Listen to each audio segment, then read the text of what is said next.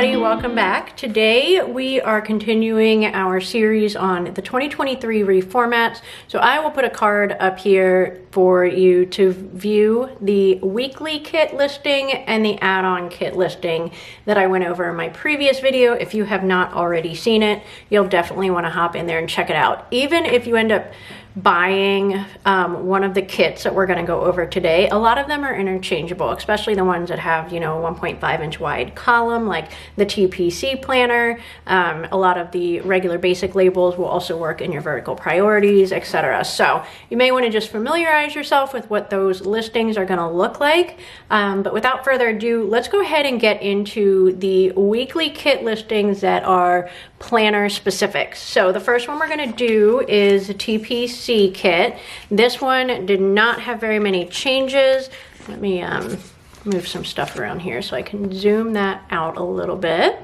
All right, so you still got your main sheet and your TPC full box sheet is going to stay in the TPC listing, even though we have a ton of people purchase it that don't use the TPC Nation planner. So Spaz is about to come up and say hello. Okay. We changed the fonts this year, which I did kind of go over in the last video. So those are now the print font.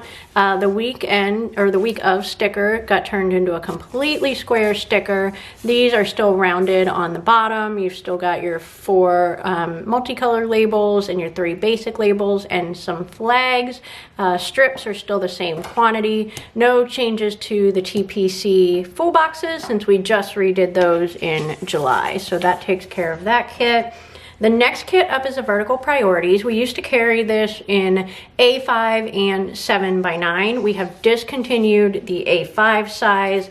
Not enough people were buying it to make it worth our while. We did add on some other kit options, and so every time we add one, we pretty much need to take one away because we are absolutely maxed out on what we can handle here. So vertical priorities, 7x9, just a few slight changes. You still get 3 full boxes, your top boxes to fill in, your strips for the shaded area, and then we added on a couple of labels. So there's just a couple of appointment labels and then some basic labels on that one. We did get rid of the script option because you can purchase that in the weekly add-on listing, okay? So that takes care of the main sheet. And then you have your date covers. So again, we switched to the print font.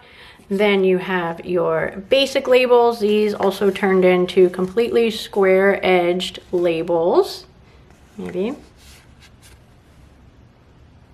There we go. Okay, so you're completely straight edge. And then your bottom box covers. These sell well consistently. I didn't plan on changing them. I never got any suggestions on what other people would like on that. So that is the same there as well. So let me just get these back in order. Okay, next kit, super excited. I kind of was thinking about using this planner next year.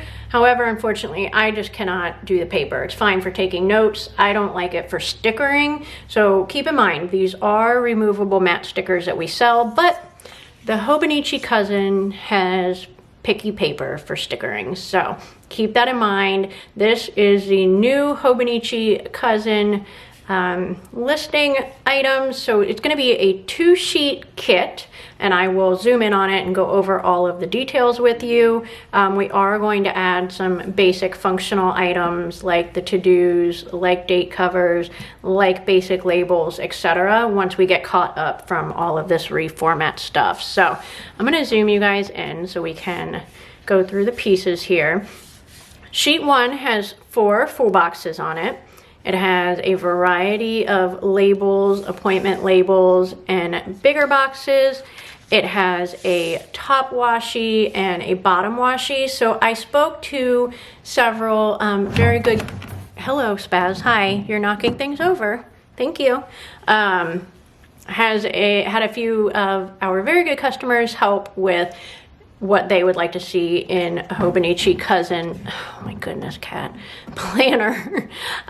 So several of them said that they would rather use scripts for the days of the week versus date covers. And I was like, I totally get that. I am the same way. So this thinner washi can be used to cover up the dates if you decide you would like to put script days of the week over top of them. I have not tested our size of days of the week on it. We may have to come out with something smaller. I'm filming this on October 27th, so I'm still looking into that part of it. But then there's a thicker washi. It is not a thick washi dimension, but it does cover up the bottom if you want something a little more bold for the bottom of your planner, like you would do in a thick washi situation. Okay, so that is the first sheet. The second sheet is set up more like a functional, and Spaz like really moved my backdrop and all the things, a functional and sidebar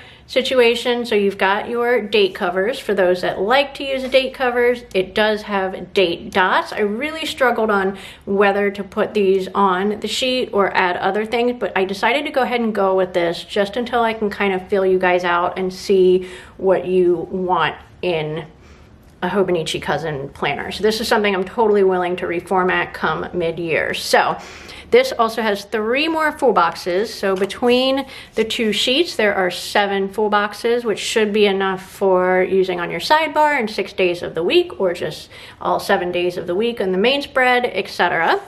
And if you'll see, I did split up the icons onto the 2 sheets. So there's a few icons on each of them. Spaz, you're about to lose your home here.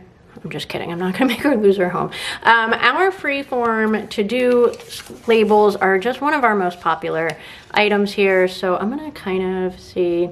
So they are cut around the word. So it's kind of a fun way to add a to-do header without, you know, just using a basic script. So there are 7 of those on there. There are some size down offset arrows, some more thin washi if you do use the date covers, or you want to span something across a couple days or down the length of your sheet, you have the option to do that. So I'm just going to put these back up here and zoom back out and straighten out my backdrop again.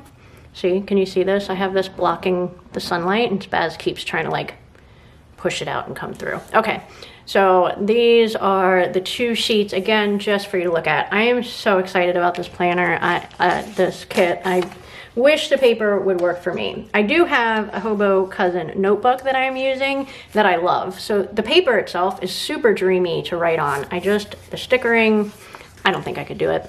Okay, next up is a passion planner. The only thing that changed on this was the sizing to fit the 2023 planner. So I've heard that they tend to change sizing on things every single year. Not thrilled about that. They were very minor changes, but enough that I had to go through and reformat most of these stickers to fit. So that is still the main sheet. And then you'll still have your 2 options for date covers, one with the time and one without the time, and then your label sheet. And these will span specific hours. I think the biggest one does 4 hours, the smallest one is an hour, I think, maybe a half hour. I don't use this planner, so I'm not 100% sure, but these are specific time blocking labels. Okay, so that takes care of the planner specific weekly listings. I will be back in a couple of days and we will go over the Daily Duo and the Plum Daily. We are keeping both sizes for both of those planners. You've got your A5 7x9 Daily Duo and your A5 and 7x9 Plum Daily. So until then, take care, guys.